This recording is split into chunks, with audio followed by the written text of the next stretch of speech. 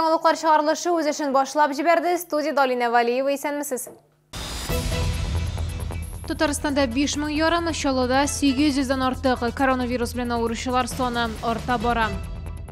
Татар драма театры һәм онкологик үзәк төзелешен Дәүләт Думасы депутаты Әлфия Кагогина карады. Объектлар кайчан куллануга тапшырылыр? Планшет урынына туз җибәргәннәр. Полиция интернеттан товар алганда игътибарлы булырга киңәш итә.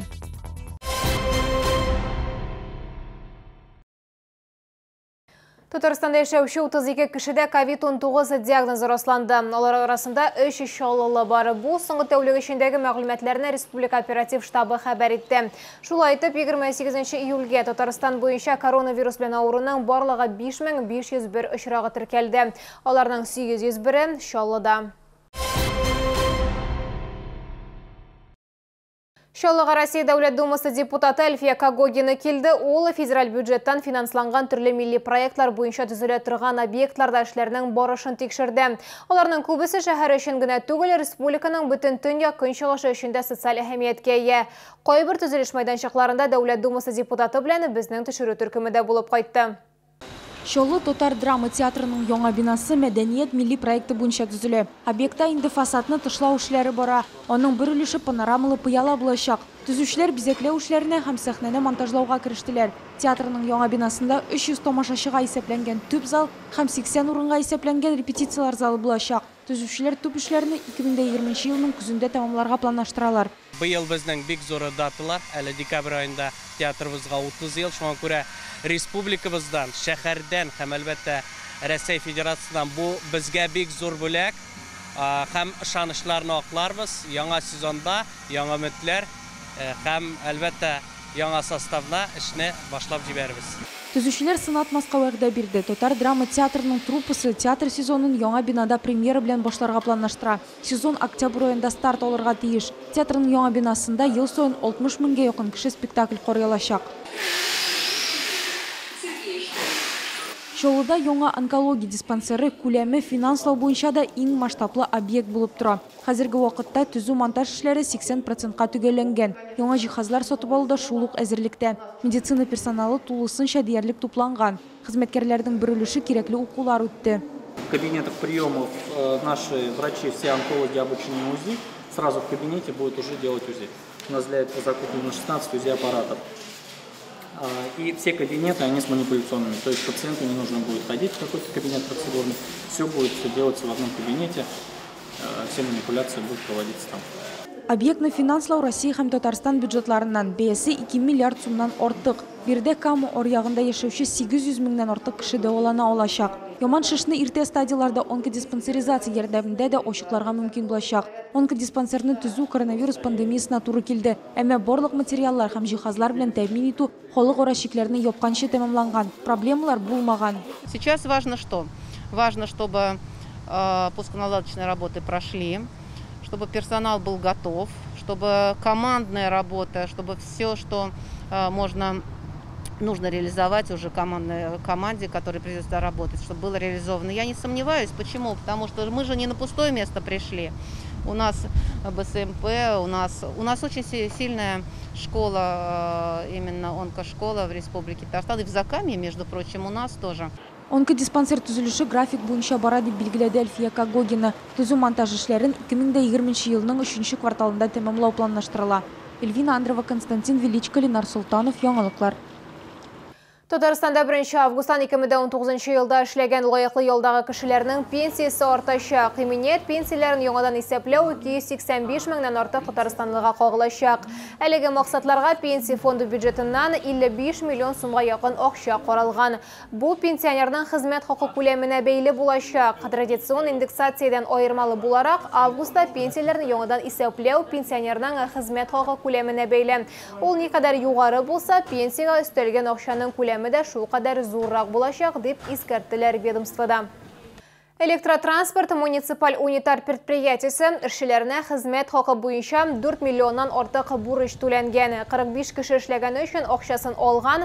Тагын 2 хезмәткәр шәһәрдә булмау сәбәпле алар белән исәп-хисап килгәч тә ясалачак. Алар алдында бурыч суммасы 166 мең сум. Предприятиедәге хәле гражданнар шикаятләре мэрга җиткерелде.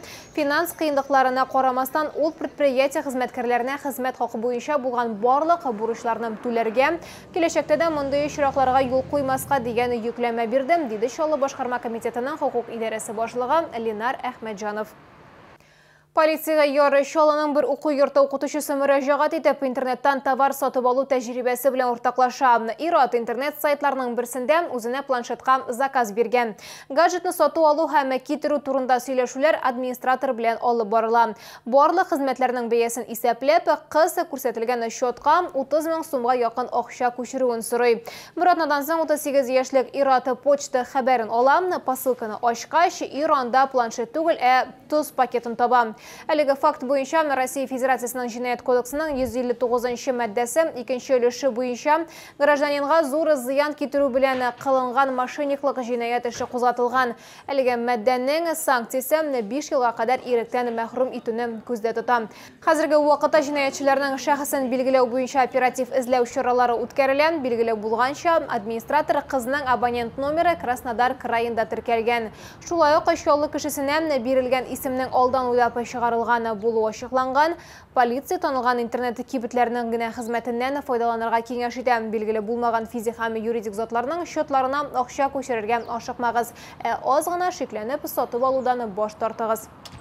Әгәр сездә берәр нинди проблема борчыса, шатлыклы хәбәр җиткерәсегез килсә, безнең редакциянең кайнар элемтә телефонына шалтыратыгыз. 51-31-31 номеры тәүлек буена эшли.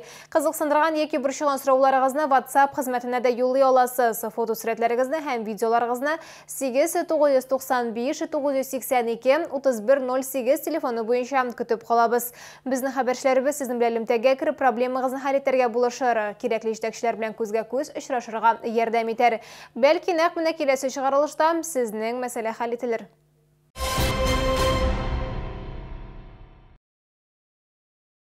Скейтборд күпләр өчен мавыгына түгел, яшәү рәвешедә. Кызганычка каршы барысы да куркынычсызлык кагыйдәләрен белми, бу күпчелек очракта күңелсез нәтиҗәләргә китерә.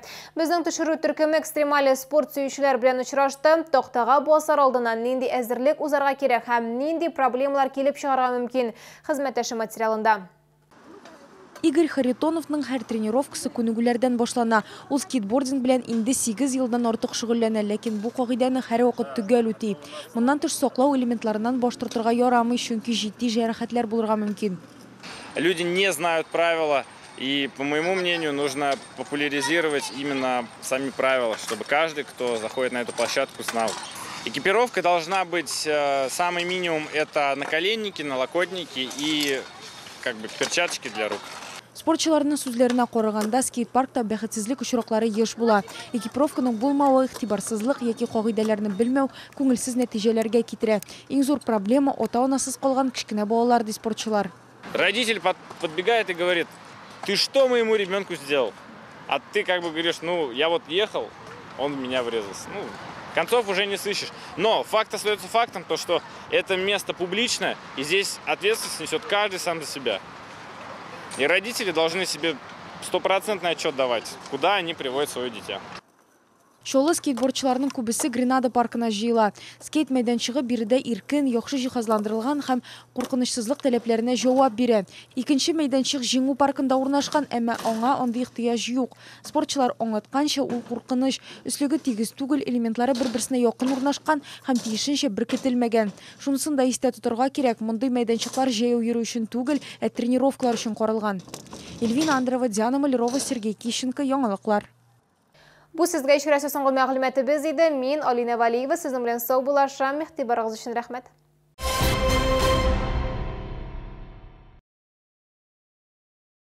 Медицинский центр флебологии приглашает на диагностику и лечение варикозной болезни, а также всех имеющих проктологические проблемы. Опытные сосудистые хирурги и проктологи окажут вам квалифицированную помощь. Телефон 91 99 92.